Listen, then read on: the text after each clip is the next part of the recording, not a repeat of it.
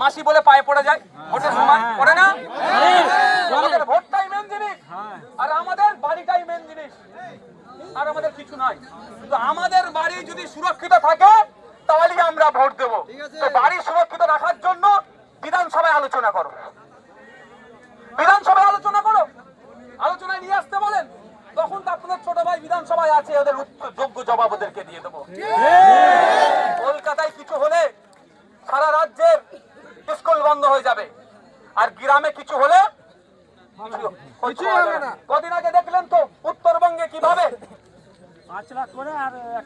ওদের সমস্যা মিটে গেল ওতে, কিন্তু সমস্যা কি মিটবে?